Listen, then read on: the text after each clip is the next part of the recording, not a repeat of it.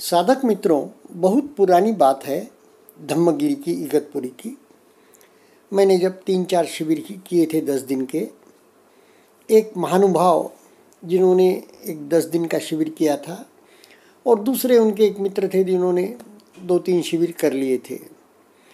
तो उन दोनों में बात चल रही थी। ये कह रहे थे कि हमने एक ही शिविर करना चाहिए, ऐसा गुरुदेव ने कहा है 1 साल में। और दूसरे कह रहे थे कि वैसी बात नहीं है, गुरुदेव के कहने में यह है कि कम से कम 1 शिविर करना चाहिए। और इन्होंने समझ लिया कि 1 से ज़्यादा शिविर नहीं करने चाहिए। 1 साल 1 शिविर करने के बाद 1 साल भर आपने दूसरा शिविर नहीं करना चाहिए। अपने अनुभव देखना चाहिए, व्यवहार में विपश्यना कहाँ तक आ रही है यह देखना चाहिए। ऐसा उनका एक महानुभाव की बात थी। यानी कि होता क्या है, गुरुदेव के शब्दों को साधक अपनी अवस्था के अनुसार और अपनी सुविधा के अनुसार उनके अर्थ करते रहता है। वैसे ही दूसरी बात क्या है, गुरुदेव तो ऐसे मोती बिखेर रहे हैं, बिखेर ना कहूँ, यह मोती हमारे ऊपर डाल रहे हैं, मोतियों की बरसात कर रहे हैं, शब्दों के लड़ियों की। तो होता क्या है, हम एक शब्द पकड़े और उसका अर्थ करें, वहाँ तक गुरुदेव कहीं आगे निकल जाते हैं। दूसरा क्या होता है, हमें क्या आदत है, कोई भी गुरुदेव की आवाज़ ही मंत्रमुग्ध करने वाली है। मेस्मराइजिंग वॉइस है गुरुदेव का, वाणी भी और वह शब्द भी भगवान बुद्ध के हैं, भगवान बुद्ध के सूत्र हैं। तो निश्चित ही व्यक्ति को शांति में ले जाते हैं। इसका कोई आभास नहीं होता, इसका कोई मालूमात नहीं होती, बल्कि व्यक्ति बैठ जाता है ना, साधक आंखें मूंद लेता है। साधक ना भी हो और वह भी आके बैठे तो भी वह समाधिस्थ हो जाएगा, उसकी समाधि लग जाएगी।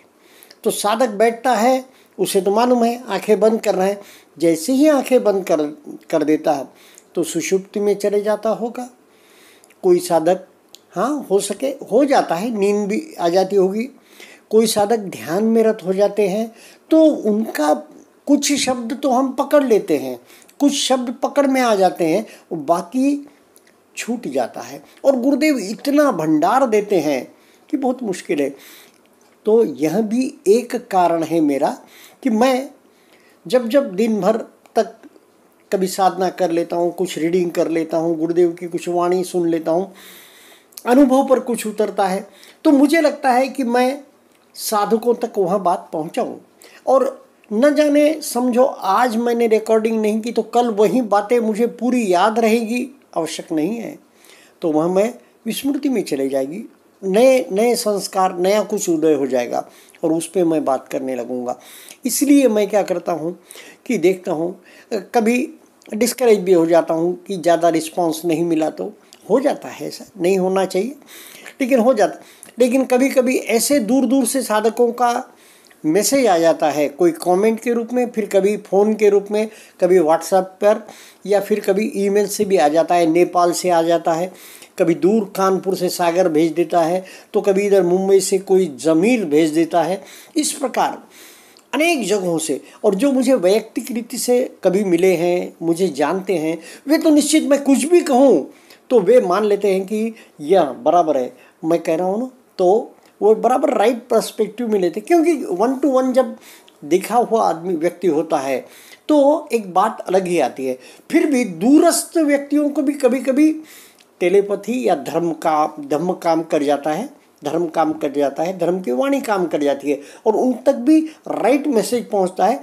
मैं जो कुछ बोलूं, जैसा भी बोलूं, पर वे बराबर राइट इसमें ही लेते हैं, उसका हार्ट समझ जाते हैं, उसमें की आत्मा, शब्दों में की आत्मा समझ जाते हैं, भाव बराबर उनको छू जाते हैं, पकड़ लेते हैं।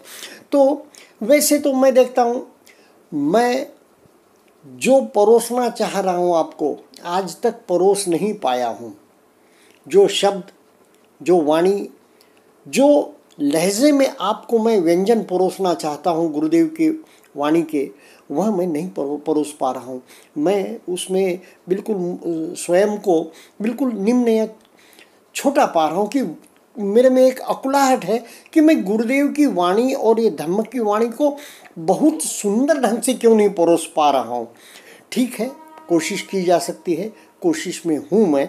तो यह बात मैं आप तक पहुँचा रहा था। आज का विषय क्या है? व्यवहार में धम्म।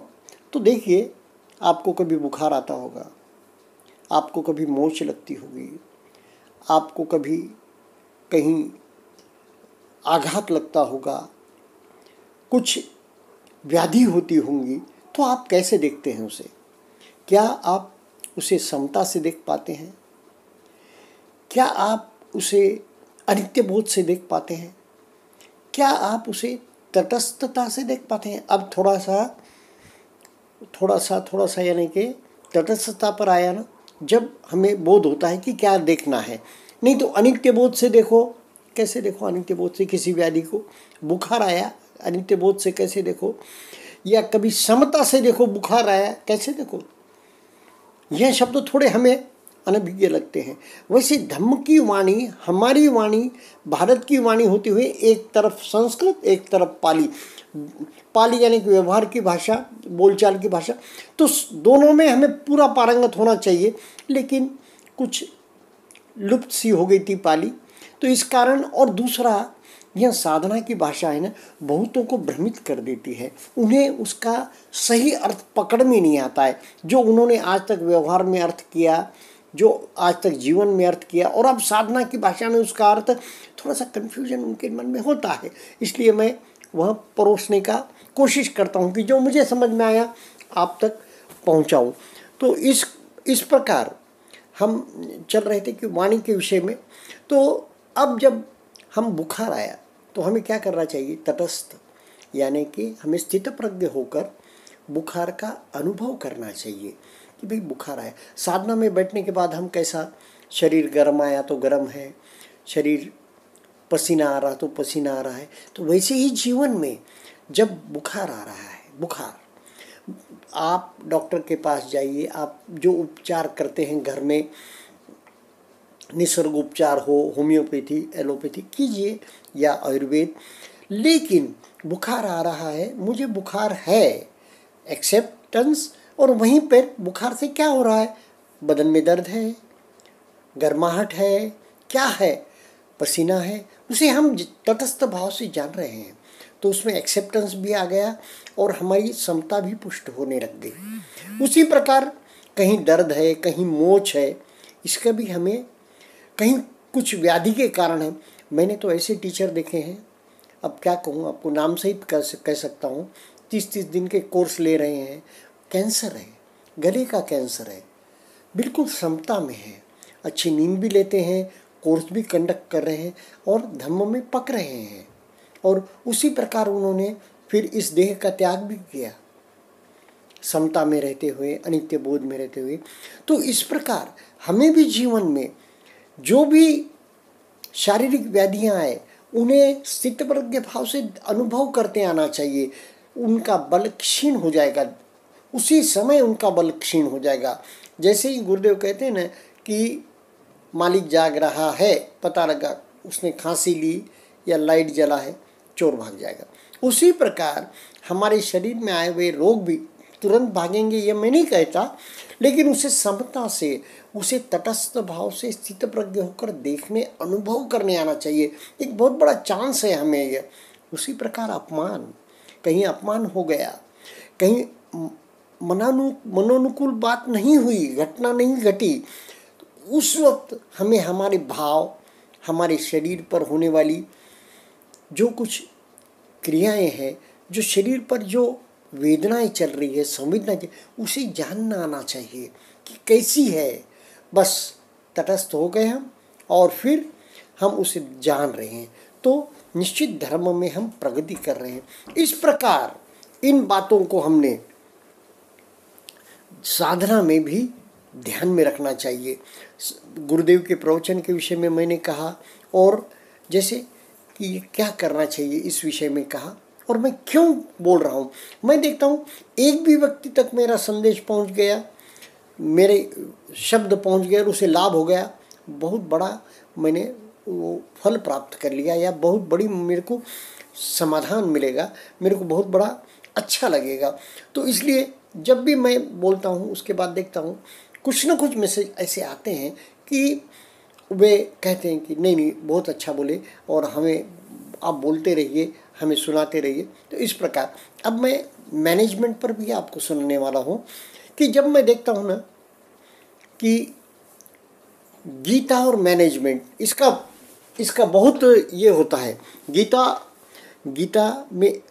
गीता में मैनेजमेंट या अप्लाइड मैनेजमेंट में गीता के प्रिंसिपल, तो यह मैंने बहुत लोगों से सुना है और इंटरनेशनली भी ये बहुत रिकॉग्नाइज हुआ है। वैसे ही दूसरा क्या है, हनुमान चालीसा और मैनेजमेंट। इस प्रकार के अनेक चीज़ों के साथ मैनेजमेंट का संबंध जोड़ा गया है, बताया गया है। मैं तो कहता हूँ विपश्यना का अष्टांगिक मार्ग मैनेजमेंट के लिए सर्वोत्तम मार्ग है।